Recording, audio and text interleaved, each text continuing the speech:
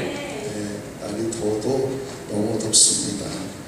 건강 잃지 않도록 건강 잘 챙기시고 아무리 더워도 예배 자리 꼭 지킬 수 있는 우리가 되길 소망합니다. 오늘 본문 말씀 이제 마태복음 7장 마지막 절이지만 사실상 8장이다라고 볼 수 있죠. 그래서 오늘부터 이제 8장 말씀 함께 묵상합니다. 요한복음 7장은요 초막절을 배경으로 하고 있다라고 그랬어요. 그래서 간단히 정리하자면 먼저 예수님의 육신의 형제들, 예수님의 친형제들이 와서 예루살렘으로 올라가자, 초막절이 다가와서 올라가자고 합니다. 그러나 예수님은 아직 때가 이르지 않았다 이렇게 말씀하시면서 올라가지 않으셨어요. 그런데 그러다가 나중에 조용히 혼자서 올라가셨습니다. 당시 그 초막절 명절을 지키기 위해서 온 사람들의 초미의 관심사는요 바로 예수님이었어요. 특히 예수님의 대적자들은 더더욱 예수님의 거취에 대해서 궁금해했습니다. 명절 중간에 이제 예수님이 공개 석상의 모습을 드러내자 그들은 본격적으로 예수님을 체포하려고 나섰어요. 그러나 함부로 예수님께 손을 댈 수가 없었죠. 예수님의 말씀을 듣고 예수님을 믿는 사람들이 많이 생겼기 때문이었습니다. 심지어 예수님을 잡아오라고 보냈던 부하들조차도 그 사람이 말하는 것처럼 말한 사람은 이때까지 없었다 이렇게 말하면서 빈손으로 돌아왔었죠. 결국 그 일로 인해서 대적자들 사이에서도 갈등이 생겨나기 시작했습니다. 예수님이 이렇게 잡으려고 했지만 잡히지 않은 그것에 대해서 여러 가지 설명이 가능하겠지만 무엇보다도 확실한 것은요 아직 때가 이르지 않았다. 요한복음 계속 때를 이야기하죠. 주님의 때가 이르지 않았기 때문이라는 거예요. 예수님이 체포되어서 고초를 겪고 십자가의 길을 걸어야 할 때가 그때가 아직 이르지 않았다라는 거예요. 이 일은 지금으로부터 약 6개월 후인 이제 6월절에 일어날 일이라는 것이죠. 공중에 나는 새도 하나님이 허락하지 않으면 땅에 떨어지지 않습니다. 땅에 떨어지는 법이 없다라고 성경은 말해요.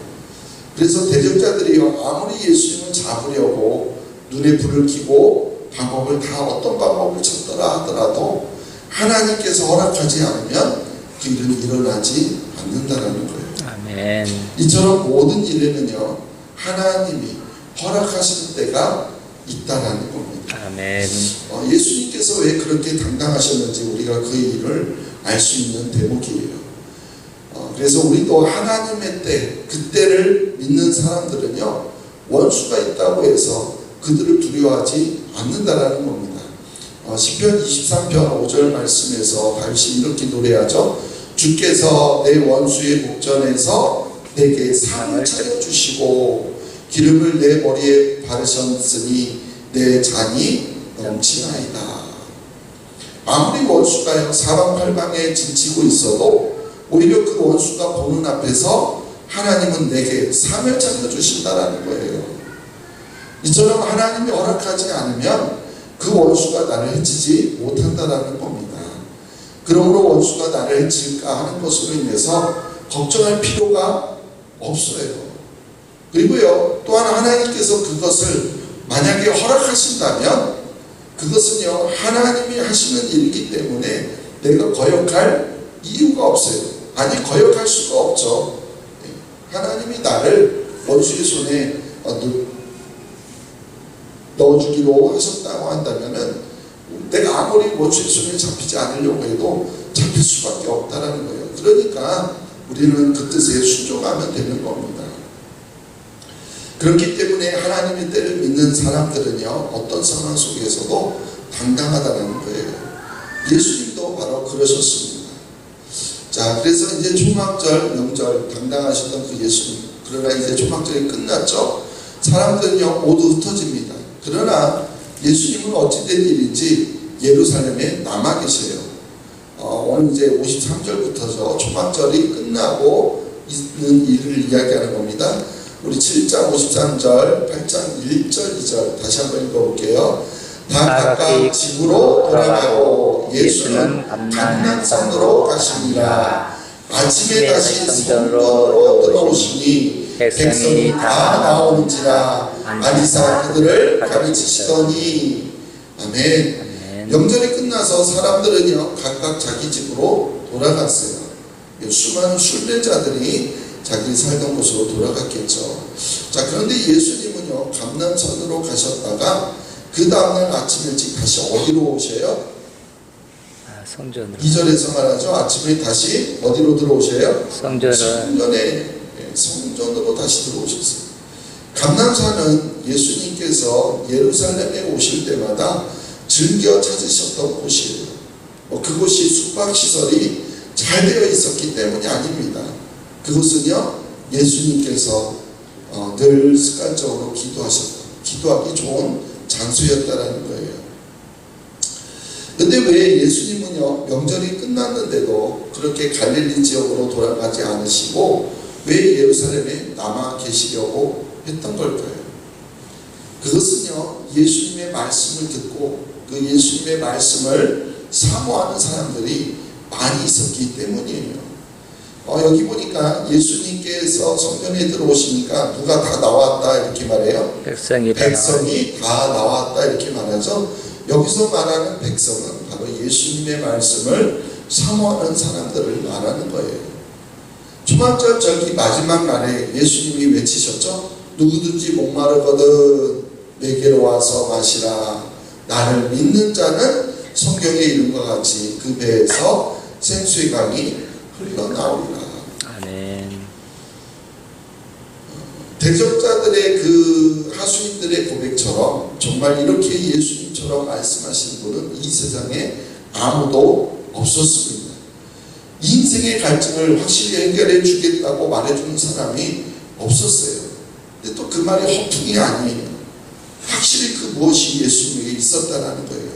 그래서 예수님을 통해서 그 맛을 알게 된 사람들이 예루살렘을 떠나지 않고 남아 있었다는 거예요. 그래서 바로 그들을 만나기 위해서 예수님은요 갈릴리로 가지 아니하시고 예루살렘 성전에 들어가신 겁니다. 옛날 우리나라 기독교 초창기에 접화되었던 우리 기독교가 부흥사경이라는 게 있었었죠. 말씀 사경이라도 했었고요. 요즘의 부흥회하고는 사뭇 성격이 다릅니다. 말씀을 배우고 또 그 말씀을 붙잡고 기도하는 그런 모임이었어요.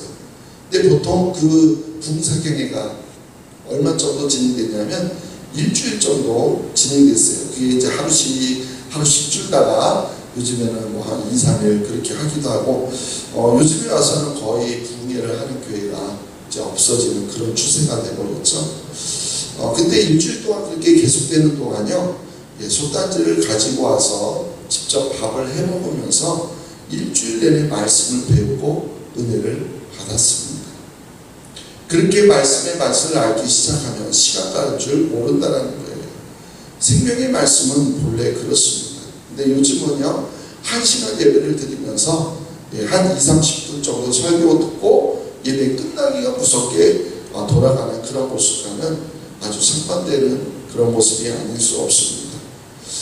저는 우리가요 생명의 말씀의 맛을 볼 수 있게 되기를 바랍니다. 아멘. 그래서 말씀을 사모하기 때문에 오늘도 내일도 계속해서 이렇게 하나님의 전에 나와 말씀을 듣는 그런 우리 모두가 되기를 소망합니다. 아멘. 이렇게 예루살렘 성전에 모여든 백성들도요 바로 그런 사람들이었어요. 그래서 그들 때문에 바로 예수님이 떠나지 않고 있었다라는 거예요. 그런데 그 자리에 예수님의 말씀을 사모하는 사람들만 있었던 것은 아니에요. 당시 예루살렘 성전은요 예수님의 대적자들의 아지트였죠. 아지트. 당시 종교적인 정치적인 지도자들의 홈그라운드가 바로 예루살렘이었어요. 그들은 예수님을 흠집내거나 결국에는 죽이기 위해서 끊임없이 계략을 짜내고 있었다는 거예요. 실제로 예수님이 백성들을 말씀으로 가르치던 바로 그 현장으로 그래서 그들은 아주 신중하게 준비된 음모를 가지고 드디어 등장합니다. 그게 이제 오늘 8장의 배경이에요. 오늘 말씀 3절 4절 말씀 8장 3절 4절 말씀 읽어보겠습니다. 서기관들과 바리새인들이 음행 중에 잡힌 여자를 끌고 와서 가운데에 세우고 예수께 말하되 선생이여 이 여자가 가늠하다가 현장에서 잡혔나이다. 아멘. 예, 우리가 너무나 잘 알고 있는 이야기이죠. 가늠하던 현장에서 잡혀온 여인에 대한 이야기입니다. 3절을 보면은요, 이 여인이요 예수님 앞에 오기까지의 상황을 충분히 보여주고 있는 세 가지 동사를 보게 됩니다. 먼저요, 음행 중에 잡혔다라는 거예요. 음행 중에 잡혔다. 어떤 종류의 음행인지 우리는 알 수가 일단 없어요. 이 여인이 본래 전문적으로 몸을 파는 사람이었는지 아니면 유부녀였는데 명절의 분위기에 휩쓸려서 음행을 저지르게 되었는지 우리는 그것은 알 수가 없어요. 그러나 이제 음행이라는 것 자체가 조용히 남몰래 이루어지는 법인데 그 현장에서 잡혔다라는 거예요. 여기서 우리는 이것이 우연히 어쩌다가 밝혀진 범행이 아니라는 의심을 하게 됩니다. 더군다나 음행이라는 것은 본래 남녀가 있어야 하는데 어찌된 일인지요, 남자는 아무데도 등장하지 않습니다. 여기 잡혀온 여인은요, 바로 어떤 음모에 의한 희생양이 되었다는 것을 우리가 충분히 짐작할 수 있는 그런 대목이에요. 또 하나는 끌고 왔다라는 표현이에요. 끌고 왔다. 개나 소도 짐승을 끌고 오듯이 그 여인을 끌고 왔다라는 거예요. 그 여인의 죄를 폭로하면서, 그래서 그것에 흠이 쌓아는 구경꾼들을 같이 데리고 예수님 앞으로 왔다라는 이야기예요. 지금 예수님 뭐하고 있습니까? 예루살렘 성전에서요, 말씀을 가르치고 있는 중이에요. 만약 예수님이요 성전 안에 계시다면, 그 건물 안이 아니고 성전 최소한 뜰 안에만 계시더라 하더라도 그것은요 남녀가 구분되어야 하는 곳이에요. 예수님 당시의 성전 뜰 안에는요 이방인의 뜰이 있었고 여인들의 뜰이 따로 있었어요. 그런데 예수님의 대적자들은요 그 여인을 끌고 예수님이 가르치는 곳으로 구경꾼들까지 몰고서 쳐들어왔다는 거예요. 그것이 가능했던 이유가 무엇이겠습니까? 바로 그들 서기관들과 바리새인들이 바로 그 성전의 주인이었기 때문이었어요. 자기들 마음대로 한 거죠, 한마디로. 그들은 그 여인의 범죄를 징벌함으로써 정의를 세우기 위해서 온 것이 아니었죠. 그들의 목표는 오직 예수님이었어요. 마지막으로 어떤 동사가 있죠? 가운데 세웠다라는 거예요. 가운데 세웠다. 그 자리에 다른 여인들은 없었습니다. 오직 남성들만 가득 있는 그곳에 가늠하던 현장,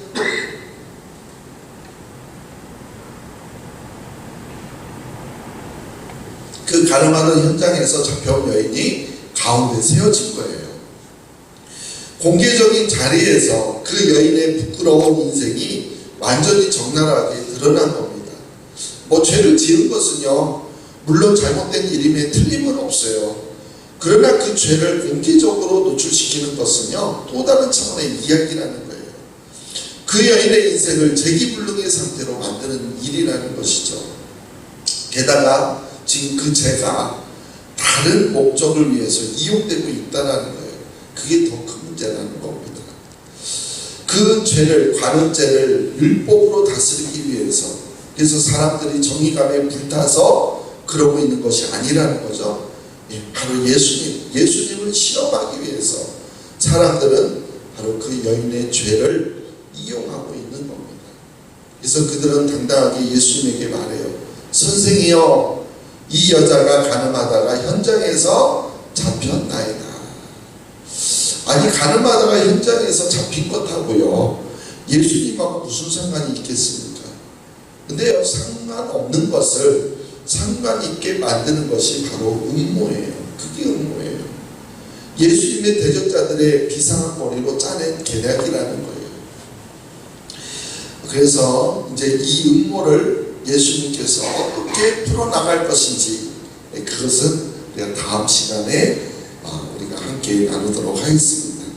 그러나 오늘 말씀을 통해서 우리가 분명히 짚고 넘어가야 할 것이 하나 있어요.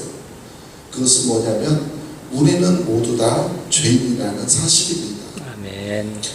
이 세상에는요, 두 가지 종류의 죄인이 있습니다. 하나는요, 들킨 죄인이고, 다른 하나는 들키지 않은 죄인이에요. 이 여인처럼 가늠하다가 현장에서 들킨 죄인도 있지만, 들키지 않아서 그렇지, 결국에는 그 여인을 둘러싸고 서 있는 모든 사람들도 다 뭐예요? 다 죄인이라는 거예요. 성경이 말하지 않습니까? 의인은 없나니 하나도 없다. 아멘. 모든 사람이 죄를 범하였음에 하나님의 영광에 이르지 못한다. 이렇게 성경이 말씀하고 있어요. 근데 참으로 우스운 것은요, 들키지 않은 죄인이 들킨 죄인을 정죄하려고 덤벼든다는 사실이에요. 그것도 범죄로 인해서 피해를 입은 당사자들이 아닌 제3자들이 어떻게 그럴 수 있냐라고 더 흥분한다는 겁니다. 이처럼 죄인인 자들이 다른 죄인을 정죄하려고 하는데요, 정작 죄인을 정죄하고 심판할 수 있는 유일한 자격자이신 예수님은요, 아무도 정죄하지 않습니다. 이처럼 오늘 우리가 묵상하는 말씀은요, 바로 정죄와 용서가 정령 충돌하는 바로 현장의 이야기를 그대로 담고 있어요. 죄는 미워해도 사람은 미워하지 말라라는 말이 있죠. 죄는 분명히 잘못되고 맞습니다. 그러나 그 죄를 인해서 인간을 미워하고 그 인생을 파괴하는 것은 잘못된 일이에요. 그래서 어떤 죄를 지어도 괜찮다는 말은 절대 아닙니다.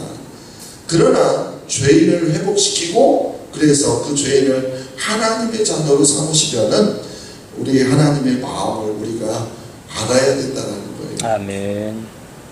생각해 보세요. 그 사랑이 아니었다면, 그 하나님의 은혜가 아니었다면 우리 중에 그 누구도 구원받아 하나님의 자녀가 될 수 없습니다. 아멘. 그렇기 때문에 다른 사람을 정죄하기 시작하면요, 그것은 결국 예수님을 대적하고 마는 거예요. 왜냐하면 예수님은 언제나 정죄가 아니라 용서를 선택하셨기 때문입니다. 아멘. 그러므로 먼저 우리도요, 우리의 들킨 죄와 들키지 않은 모든 죄들, 그거를 다 주님 알고 계시지 않습니까? 모두 알고 계시는 하나님 앞에 우리의 그 모든 죄들, 들킨 죄뿐만이 아니라 들키지 않은 죄까지도 다 고백하고 회개하며 용서를 구하는 그런 우리가 되기를 소망합니다. 아멘. 우리가 아무리 다른 사람보다 상대적으로 의롭다고 하더라도요, 하나님 앞에서는 다 똑같은 죄인이에요. 아멘. 그런데도 자신의 의를 앞세워서 다른 사람들을 너무나 쉽게 정죄하려고 덤벼들었던 그런 부족한 모습들을 우리가 회개했으면 좋겠습니다. 아멘. 그래서 오직 하나님의 은혜 안에서만 내 자신과 다른 사람들을 보는 그런 믿음의 눈을 가지고 내 눈에 들보를 볼 수 있는 그런 믿음이 될 수 있기를 소망합니다. 아멘. 아직도 다른 사람의 눈에 틈을 빼려고요, 그렇게 눈 씻고 찾아보지 마시고 내 눈 속에 들어있는 들보를 갖고 하나님 앞에 엎드리며 나아갈 수 있는 우리 모두가 되시기를 간절히 주님의 이름으로 축원합니다. 아멘. 하나님 아버지, 정죄와 용서 사이에 많은 사람들은 자신들이 죄인이면서도 정죄를 택하였지만, 그러나 죄가 없으신 예수님은 오히려 용서를 택하시는 그 현장 속에서 과연 우리는 어떠한 모습으로 서 있는지 오늘 말씀을 통하여 우리 자신을 봅니다. 내가 남들보다 상대적으로 조금 더 의롭다고 해서 너무나도 쉽게 다른 사람들을 정죄하고 판단하고 했던 그런 저희들의 모습이 아니었는지요. 가늠한 여인에게 돌을 던지려 했던 사람들과 우리가 과연 무엇이 다르겠습니까? 오 주님, 저희들 용서하여 주시고 아멘. 나의 눈에 티끌을 보는 것이 아니라 내 눈에 들보를 볼 수 있는 저희들 되게 도와주시옵소서. 아멘. 그래서 하나님 앞에 나는 죄인임을 철저하게 깨닫고 늘 하나님 앞에 엎드려 용서를 구하며 하나님의 은혜로 살아갈 수 있는 저희 모두가 되게 도와주시옵소서. 아멘. 감사하며 예수님의 이름으로 기도하옵나이다.